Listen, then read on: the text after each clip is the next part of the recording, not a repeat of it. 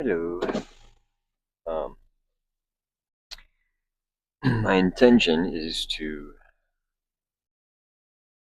just the camera. Just make this a quick one. This is for someone who commented first seat 1144. First of all, I'm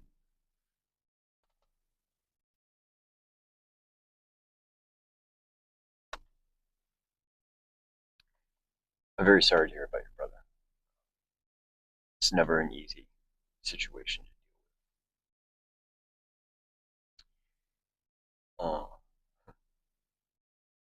and yeah, unfortunately, most of the time when you go to different detoxes and rehabs, they usually have an isolation protocol um, where the addicts are not allowed to contact anyone, friends, family, that kind of stuff. I've actually been to ones where I essentially couldn't even use my own personal cell phone for up to 4 or 5 months, and only got one phone call a week, 10 minutes on a weekend day or something like that. And that was only after I'd been there for 30 days. And there's a multitude of different reasons.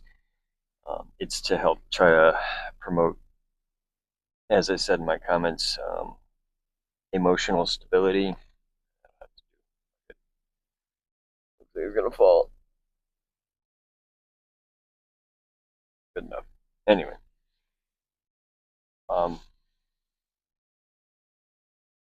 I know it's difficult, but just try to take solace in the fact that he's in a good, safe place.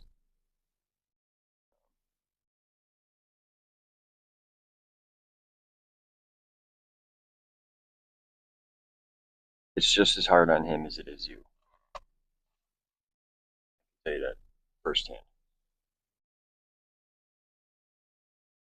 Really need to get your cell phone holder. I apologize. um, it's also kind of a test of willingness.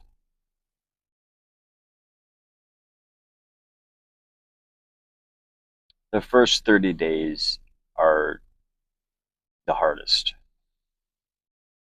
um, for anyone who's going through, a relapse, trying to get back on the wagon, as they say. Uh,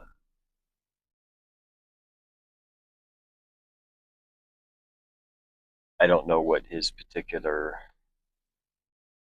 substance was, um, but almost all of the ones that are out there nowadays has there's a physical side to it.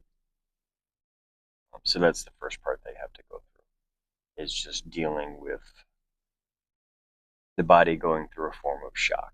And that's exactly what happens. That's what withdrawal is essentially it's a form of shock. It would be just the only way you could compare it is if you were starving to death or dying of thirst. You are literally consumed with nothing but thoughts of this particular thing. Um, and there's a multitude of different reasons. But the bottom line is it really comes down to brain chemistry, um, among many other things.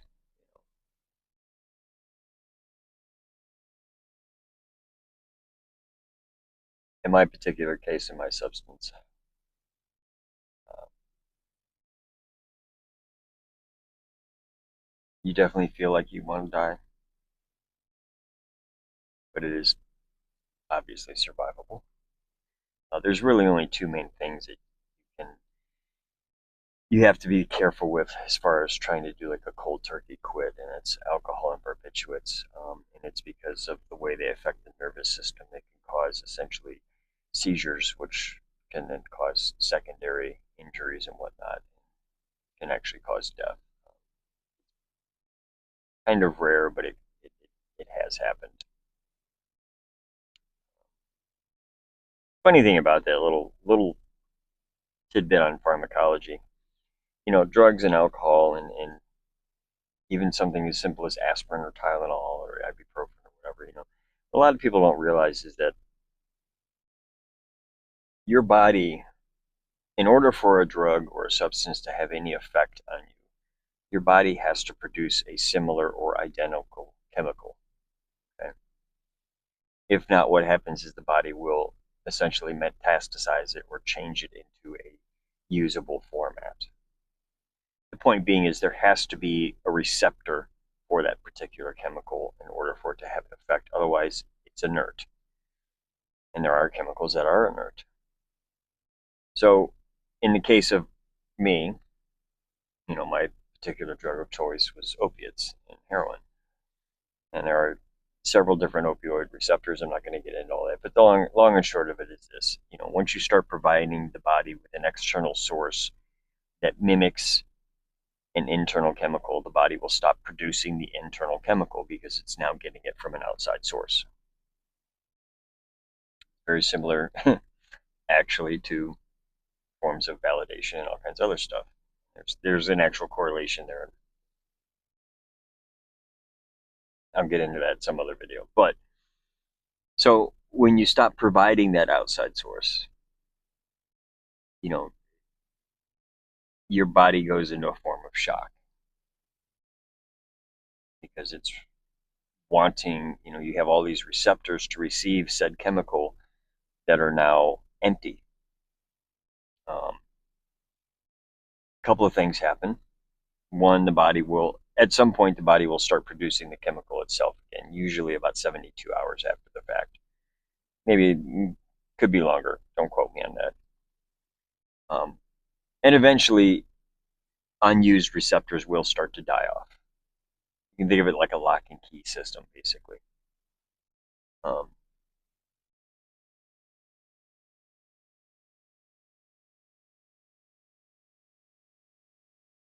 The dying off of the extra receptors and the stabilizing or leveling of the brain chemistry can take a while, several years, actually. But it's why certain, specifically like opiate addicts, will crave certain types of chocolate, sugars, cereal.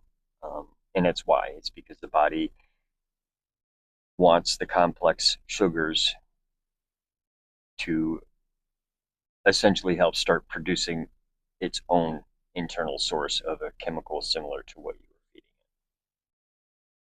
feeding it. And the same happens with, alcohol and barbiturates, other types of pharmaceuticals and stuff like this. Kratom. Um, so there's that whole aspect of it, which is part of the isolation, is to just allow them to deal with that, you know. Um, and of course, there's a whole slew of other emotional and mental things that are going on as well. And usually the isolation period is for that. It gives them time to just kind of rest, get into a routine, and have the minimum amount of external and outside stuff to have to worry and or deal with. We're still going to worry about it, that kind of stuff, but out of sight, out of mind. Um, so, like I said, just try to take comfort in the fact that he's at a good, safe place. He's not hurting himself right now. He is hopefully getting the help he needs.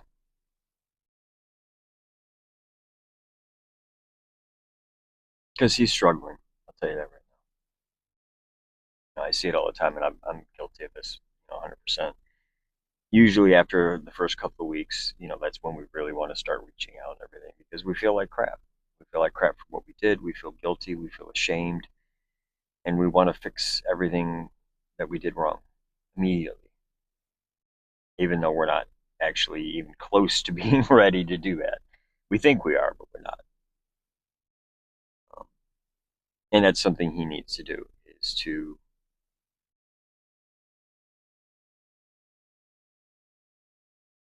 give you guys a break. And I had several directors tell me this, even multiple times that I was in jail and stuff. I can remember my mom telling me, there were quite a few times that, during my active addiction, one of the most peaceful nights of sleep my mom got was after I got arrested because she knew I was safe and she knew she wasn't going to get a phone call that I OD'd at 3 o'clock in the morning. You know, so I don't know how close you guys were. I don't know what your relationship status was.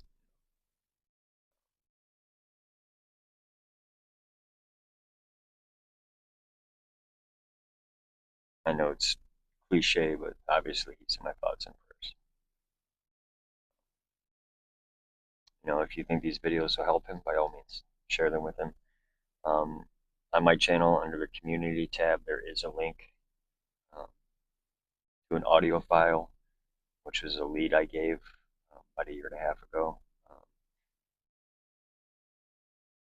I've gotten a lot of good reviews on it. Might help.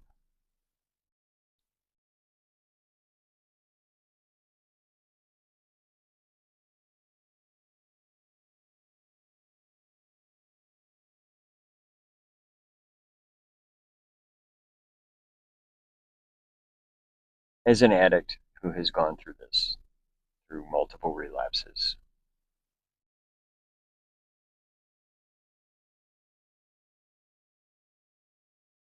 try to just be supportive and encouraging of him sticking to whatever program he's picked and making the best of the time that he has to truly dig deep and heal so that this doesn't happen. Because relapse is not a requirement of recovery. It is highly statistically probable, but it's not a requirement. But just as addiction can and is progressive, usually every relapse you have, you pretty much pick up right where you left off and it just gets worse every time. Recovery is the same way. So I hope that helps. Um, I'll probably touch more on this subject later. Blessed